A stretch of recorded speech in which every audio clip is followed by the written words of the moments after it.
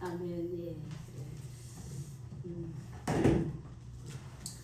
우리가 하루하루 살아가면서 정말 샬롬의 축복이 있어야 돼요. 어떠한 가운데서도 주님이 주시는 참된 평화가 늘 우리 가운데 있기를 다시 한번 축복합니다. 아멘.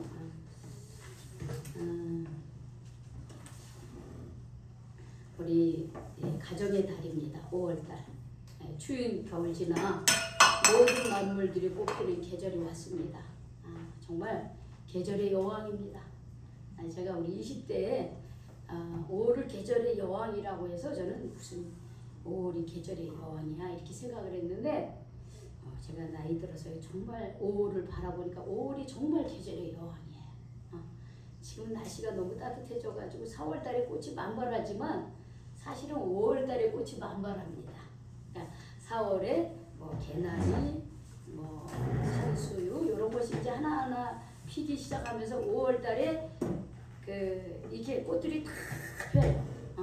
그런데 요즘에는 이게 막 4월달에 활짝 펴가지고 5월달에 이렇게 꽃이 이렇게 피는데 어쨌든 5월달은 참 좋은 계절입니다. 정말 좋은 계절이에요. 이 좋은 계절에 어린이날도 있고 어버이날도 있고 스승의 날이 있습니다. 왜 이렇게 이 좋은 계절에 이렇게 어버이도 생각하고 어린이도 생각하고 스승도 생각하는 이런 달을 만들었을까? 정말 좋은 날이니까 고마우신 분들 또 소중한 분들에게 감사와 사랑을 표하라고 이런 달을 이 달에 이렇게 어린이날, 어버이날, 스승의 날 이런 것들을 다 우리가 만들지 않았나 그렇게 생각이 듭니다. 여러분이 5월달 어린이날 이게 어린이는 없죠? 어린이는 없는데 어버이날도 있고 스승의 날이 있고 그런데 여러분들 뭐 계획한 거 있으셔요? 전혀 없어요. 뒹굴거리는 거죠. 그렇죠. 좀 생각하시기 바랍니다.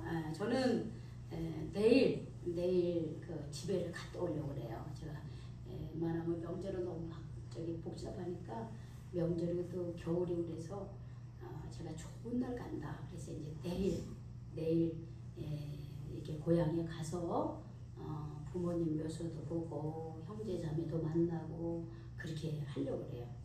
그리고 또 5월 7일 날은 제가 참 존경하는 우리 어머니 같은 목사님, 우리 조화수 목사님이 강화도에 강화노인복지센터에 거기 계셔요. 그런데 나이가 저랑 꼭 30년 차이야. 저랑 꼭 30년 차이라서 만으로 91세입니다. 제가 만으로 해야 되거든. 만으로 91세. 그런데 제가 우리 목사님들 몇 분하고 강화노인복지센터 가서 목사님 제가 1년에 꼭 한 번씩 5월달에 찾아봬요. 제가 이제 간다고 연락을 해서 목사님하고 전화를 했더니 귀가 잘 안 들리시나 봐. 누구냐고 막 자꾸 부르는 거야. 그래서 이제 그러면서 뭐 소리가 들리는데 이따가 들어야 되겠다. 누군지 알고 저기 다른 사람 통해서 들어야 되겠다. 이런 소리가 들리는데 제가 마음이 너무 짠했어요. 왜냐면 그분이요 아주 그냥 쩌렁쩌렁하신 분입니다.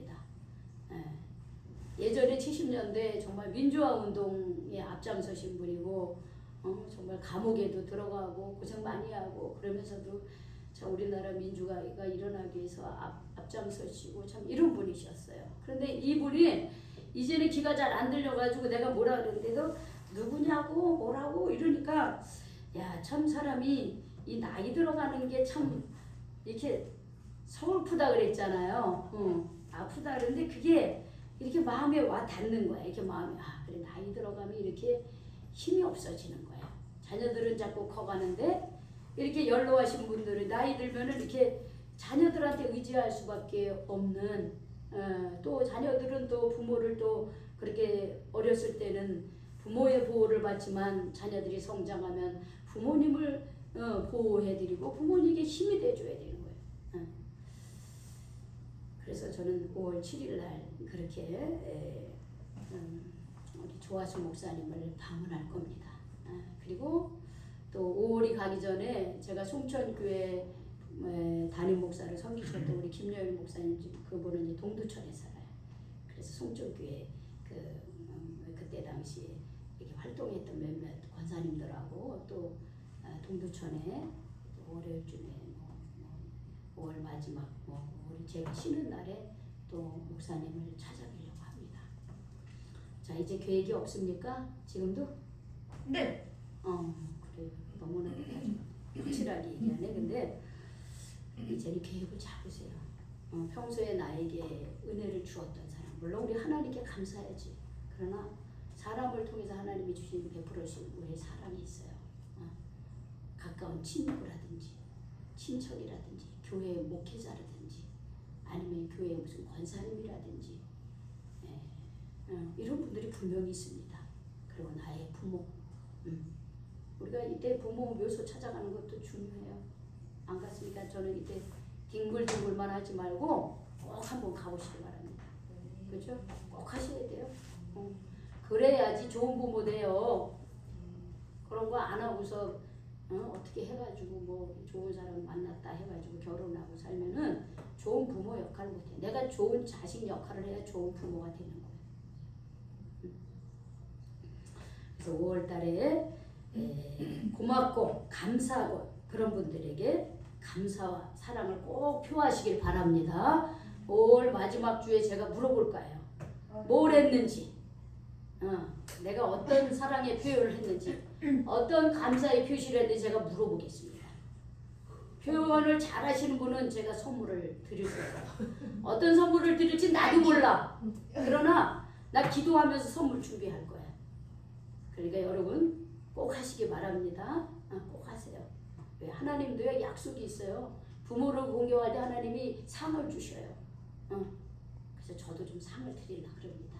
그러니까 꼭 하시기 바랍니다. 가정의 달을 맞이해서 저는 여기 있는 우리 모두가 정말 가족을 사랑하는 마음을 회복했으면 좋겠어요.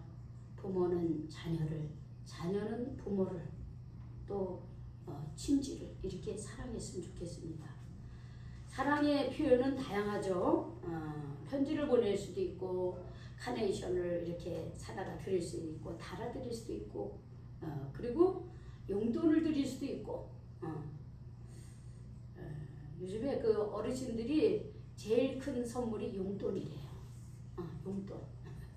그런데 또 그렇게 하면 좋겠지만 만약에 그게 안 되면 함께함. 제일 좋은 건 함께하는 거예요.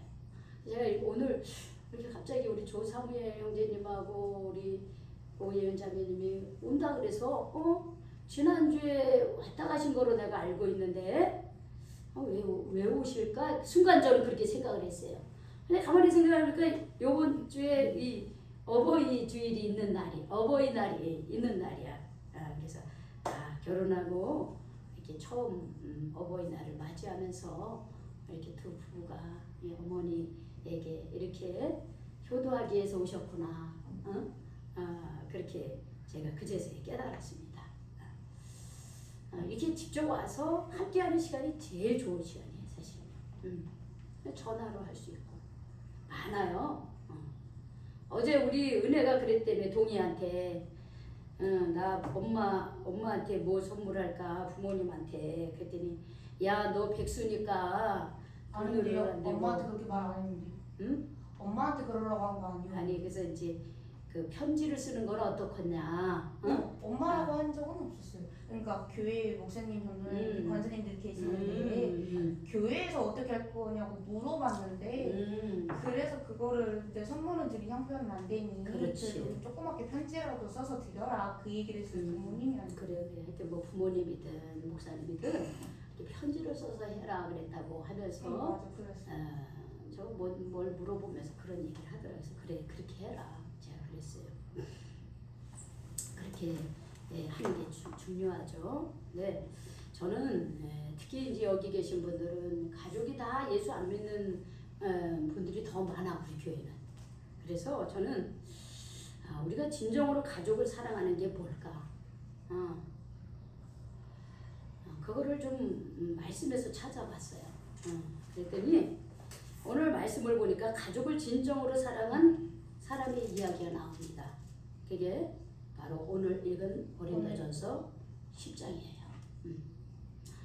고넬료는 참 하나님을 사랑하고 이웃을 사랑하고 가족을 사랑한 사람이었습니다. 오늘 성경 본문을 이렇게 시작합니다. 가이사라에 고넬료라는 사람이 있었다 그랬어요. 근데 이 사람은 이탈리아 부대라는 군대의 백부장이었습니다. 군인이었어요. 가이사라는 어떤 곳이냐면 지중해에 가까이 있는 그런 그 연안에 있는 해안 도시예요.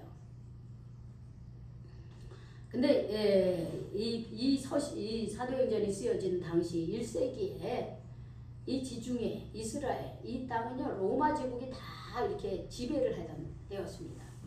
그래서 바로 이 가이사랴는 이스라엘을 다스리는 총독이 있었어요. 근데 이 가이사랴에 총독의 집이 있었습니다. 그래서 그 총독의 집을 지키는 로마 군대가 있죠. 그 로마 군대 안에 백부장이었습니다. 그러니까 오늘날로 말하면 중대장급 정도 되는 사람이었어요. 중대장급. 100명의 지휘관이니까 중대장급 되는 것 같아요. 그러니까 어떻게 보면 뭐 아주 높은 지위에 있는 사람은 아니죠. 아주 낮은 지위라고도 할 수는 없지만 그렇다고 높은 고위직이 아니고 그냥 조금 중간 정도의 계급을 가진 그런 평범한 사람이었습니다. 근데 이 사람은 유대인이 아니에요. 로마인입니다. 로마 군인이에요. 그런데 누구를 통해서인지는 기록이 나와 있지 않지만 이 사람이 오늘 성경에 보니까 경건한 사람이었다 이랬어요. 하나님을 믿는 사람이었어요.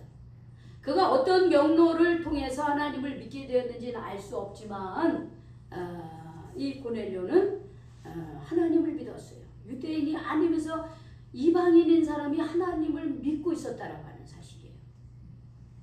근데 여기서 더 중요한 건 뭐냐면 우리 2절 한번 읽어볼까요? 시작. 그가 경건하여 온 지방과 더불어 하나님을 경외하며 백성을 많이 구제하고 하나님께 항상 기도했다 그랬어요.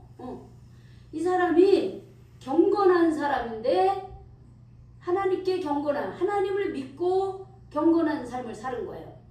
그런데 이 사람이 자기만 하나님을 믿은 게 아니라 누구도 하나님을 믿었다 그랬어요. 온 집안과 더불어. 온 집안. 여기 온 집안이라고 하면은 일단 나의 아내 그리고 나의 자녀들 그리고 내 아래에 있는 부하 직원들 또 아래에서 일하는 하인들 또 친척 일가 친척을 말하는 거예요. 대단하죠?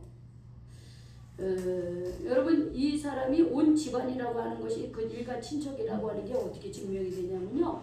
여러분 24절을 보세요. 24절 10장 24절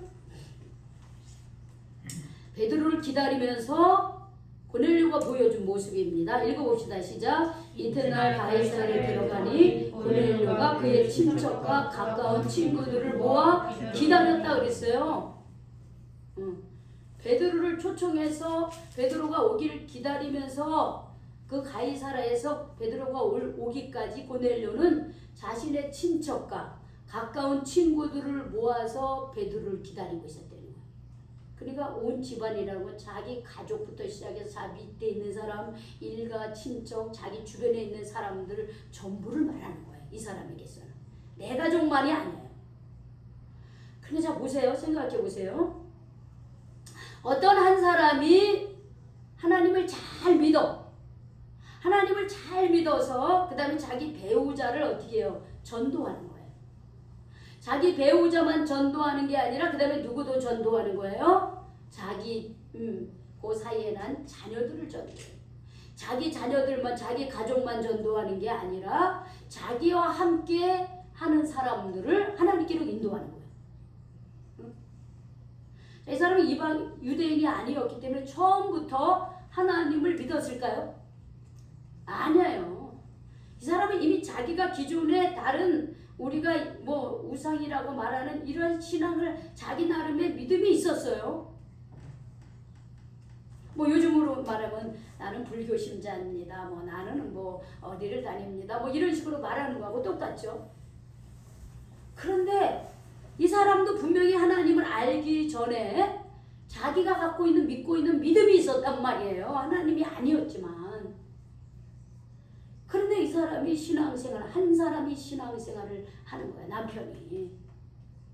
여러분 남편이 신앙생활 한다고 해서 부인이 그 신앙을 받아들이기 쉬울까요? 어? 쉽지 않아요. 그런데 이 고넬료는 정말 하나님을 제대로 믿은 사람이었다라고 하는 것을 알 수가 있는 거예요. 자기의 기존에 있는 신앙을 버리고 하나님을 믿는 사람이 된 거예요. 하나님을 믿어서 그것이 아내에게, 자녀에게, 그리고 자기 밑에 있는 사람들에게, 함께 일하는 사람들에게, 일가 친척들에게까지 영향력을 행사한다고 하는 것은 이 사람이 신앙생활을 하되 그냥 적당하게 한 것이 아니라 정말 살아계신 하나님을 믿고 만나고 그렇게 신앙생활을 했다는 거예요. 저는 우리가 신앙생활에서 꼭 이런 신앙생활을 하길 바랍니다. 보이는 교회를 왔다 갔다 하는 신앙인이 아니라 정말 이런 보이는 왔다 갔다 하는 이 교회를 통해서 하나님을 꼭 만나시기를 축복합니다. 보이는 이 교회는요 이렇게 있다가 없어질 수 있어요. 여러분 초대교회 우리가 저기 뭐 성지순례 가잖아요. 뭐 그 큰 교회들 뭐 에베소 교회 뭐 무슨 교회 다 가잖아요. 형태만 남아 있어요. 형태만. 그 보이는 교회가 영원한 게 아니에요. 있다가 없어지는 거예요. 건물은 있다가 없어지는 거예요. 우리가 여기서 예배를 드리다가 우리가 신앙 공동체가 잘 성장하면 이 교회가 잘 또 이제 성장도 하고 교회로서의 역할도 하지만 교회 한 사람 한 사람이 제대로 역할을 못하면요 이 교회는 어느 순간 없어질 수 있는 거예요. 그럼 그걸 잊지 마세요. 이 망원동에 있는 교회들 얼마나 많이 있었어요. 지하의 교회도 있고요. 저 2층 3층에도 교회 많았어요. 다 없어졌어요. 물론 어디로 옮겨가서 이렇게 옮겨가기도 하지만 없어진 교회도 있다라고 하는 걸 기억하세요. 우리 교회도 제가 여기 한 16년 있으니까 제가 뭐 오래오래 있을 것 같아도 하나님 야 너 다른 데 가면 저는 내일이라도 가야 되는 사람이에요. 이 교회도요 그냥 문 닫을 수 있어요. 왜 이런 얘기를 하냐? 우리가 정말로 하나님 만나지 못하고 교회만 왔다 갔다 하면 그 교회는 의미가 없다는 거예요. 하나님을 만나야 돼요. 살아계신 하나님 만나야 돼요. 나의 죄를 대신하여 십자가에 못 박히신 그 예수님의 사랑을 만나야 되는 거예요. 만나지 않으면 사람을 통해서 목사님이 나를 이렇게 잘해주니까 뭐 누가 뭐 이렇게 하니까 인간관계로 그렇게 신앙생활하면은 그 사람 없으면 다 떠나요. 하나님과 나와의 관계, 예수님이 정말 나의 주인이 되는 그런 삶을 살 때 교회는 영원한 거예요. 왜? 교회는 내 마음속에 있으니까. 주님의 성전이 내 마음에 있으니까. 그렇죠? 주님을 모시는 그곳이 성전이니까. 교회는 영원한 거예요. 우리가 그런 신앙생활 해야 돼요. 주님을 만나는 삶, 내 안에 내가 어디에 있든지 주님과 동행하는 삶, 그런 삶을 살아야 돼요. 그럴 때 우리가 전도가 되는 거예요. 이 고넬료는 아직 예수님 몰라. 그러나 하나님을 알고 있어요. 제대로 알고 있어요. 그래서 자기뿐만 아니라 자기 아내와 자기의 자녀와 그 집안 아래에 있는 사람들을 다 전도했어요. 다 전도했어요. 더불어 하나님을 경외해요. 더불어 다 하나님. 예수 믿는 복된 가정인 거예요. 이 가정이. 여러분 우리 가정이 다 그러시길 바랍니다. 예수 믿는 복된 가정이 돼야 돼요. 사람이 남자와 여자가 만나서 가정을 이룬다고 해서 행복한 거 아니에요. 정말 그 가정이 예수 믿는 가정인가? 예수님을 중심으로 해서 자녀들을 낳고 기르면서 하나님 말씀으로 기르면서 이 세상을 그렇게 하나님 말씀으로 살아가는 가정인가? 그럴 때 그 가정이 복된 가정이 되는 거예요. 예수 믿는 복된 가정이 저는 되시기를 바랍니다. 그런 가정이 돼야 돼요. 결혼해서 애 낳고 산다고 해서 다 행복한 거 아니에요. 한꺼풀 들여다보면요, 부모가 자녀를 제대로 말씀으로 양육하지 못하고 자녀는 부모한테 대들고요, 위아래도 없고요. 그렇게 가정에서 살면 밖에 나가면서 잘 살 수 있을 것 같아요. 가정에서 온전하지 못하면 사회에 나가면 더 힘들어. 왜? 사회는 정글과 같은 곳이에요. 가정에서 힘을 받고 가정에서 기도하고 가정에서 서로 도움을 주고 부모 안아주고 기도해주고 안타까워해주고 이런 사랑을 받아야지. 밖에 나가서도 내가 아무리 힘들어도 내가 그것을 견뎌낼 힘이 있는 거지. 가정에서 그게 안 되는데 어떻게 밖에 나가서 힘을 얻습니까?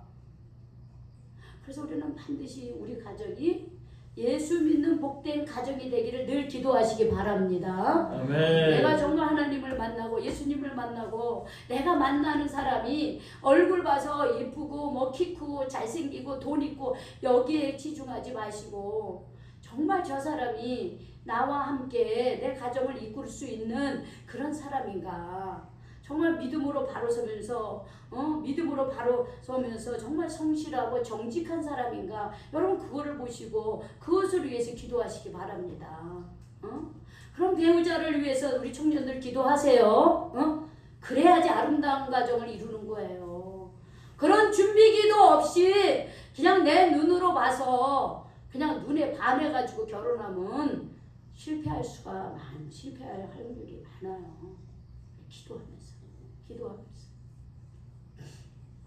온 지방과 더불어 하나님을 경외하는 삶을 살아야 됩니다. 고넬료는 그렇게 정말로 하나님을 사랑하고 가족을 사랑하는 사람이 되는 거예요.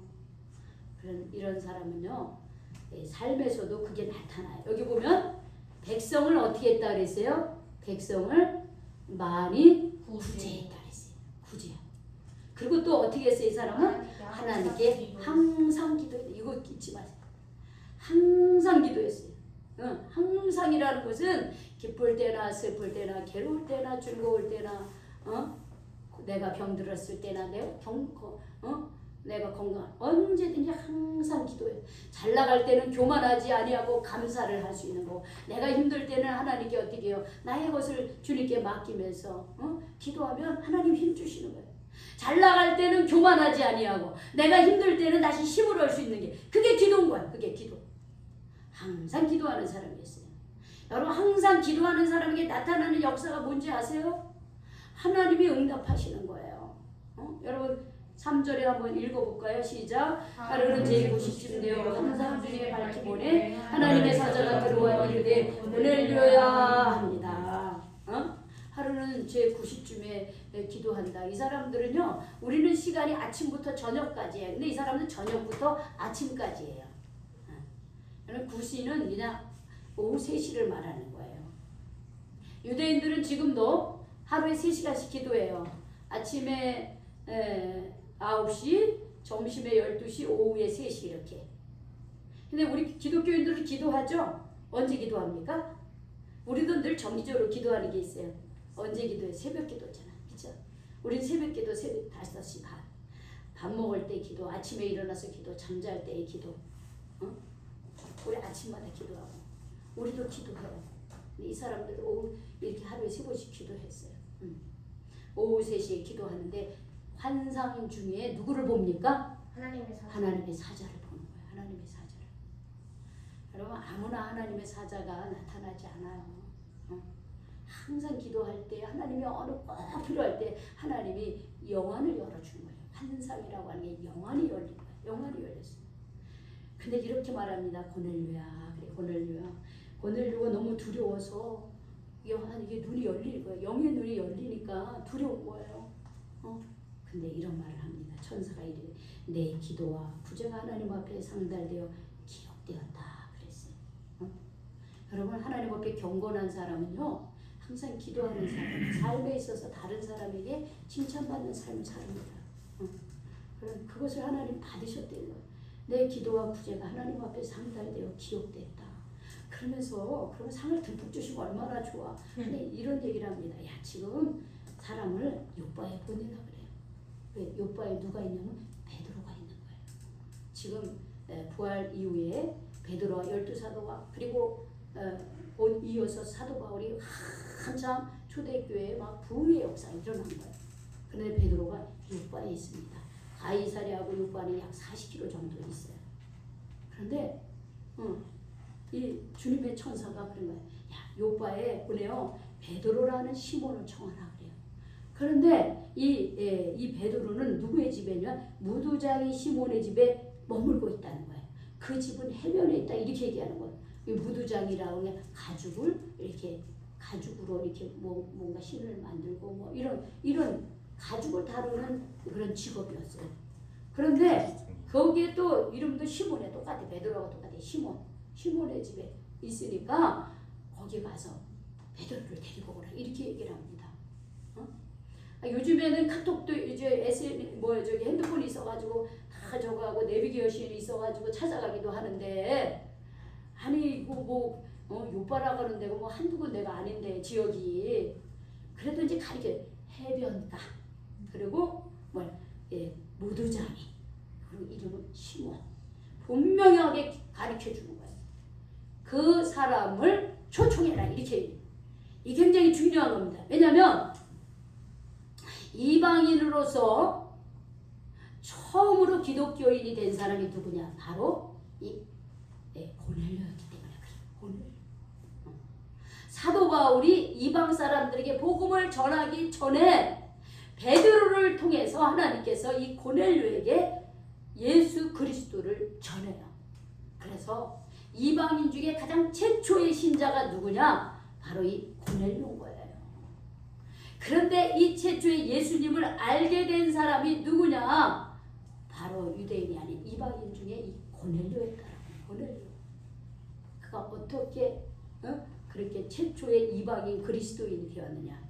바로 하나님을 그 집안과 더불어 하나님을 경외하며 백성을 많이 구제하고 항상 기도할 때 성령 하나님께서 베드로를 초청하여 예수님의 소식을 복음의 소식을 듣게 하셨다는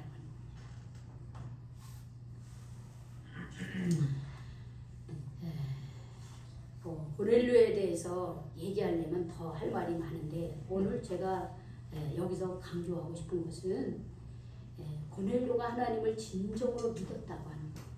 그리고 그가 혼자 믿은 것이 아니라 누구와 함께 믿었다는 거예요? 온 집안과 더불어 믿었다라고 하는 거예요.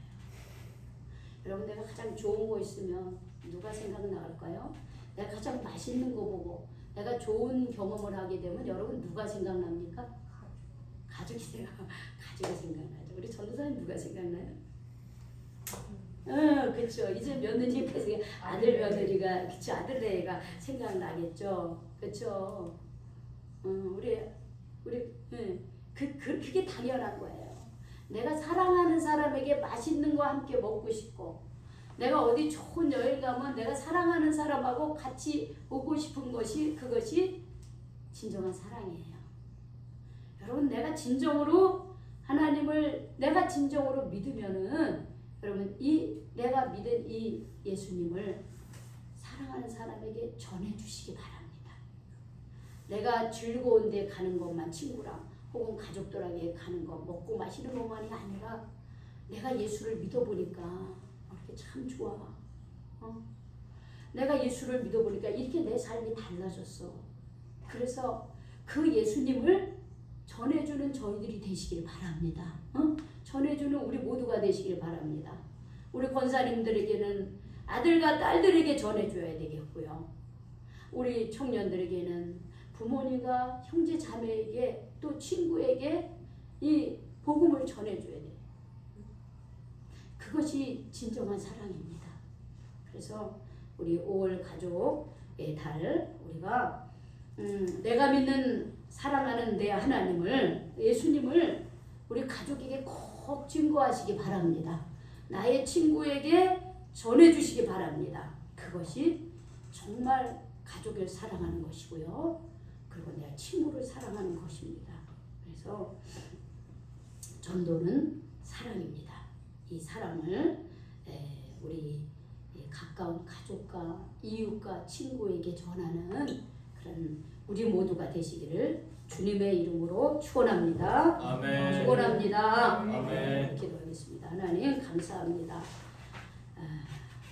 고넬료는 하나님을 사랑했고 그렇게 하나님을 사랑한 그 고넬료를 하나님은 또 사랑하사 당신의 아들 예수 그리스도를 알게 하시고 그 예수님을 믿는 첫 번째 하나님의 자녀가 되게 하신 것처럼 주님 저희들도 내가 믿은 우리 하나님, 내가 믿고 내 변화된 내 삶을 주님 이 사랑의 예수님을 우리 가족들에게 전할 수 있도록 인도하여 주시옵소서.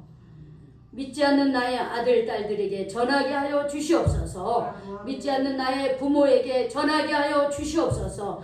믿지 않는 나의 가족과 친지와 이웃에게 내가 사랑하는 예수님을 증거하는 저희들이 되게 하여 주시옵소서. 내 힘으로 할 수 없고 주님 고넬료가 항상 하나님을 경외하며 항상 기도하고 삶으로 살았던 것처럼 우리도 그렇게 살아가기를 원합니다.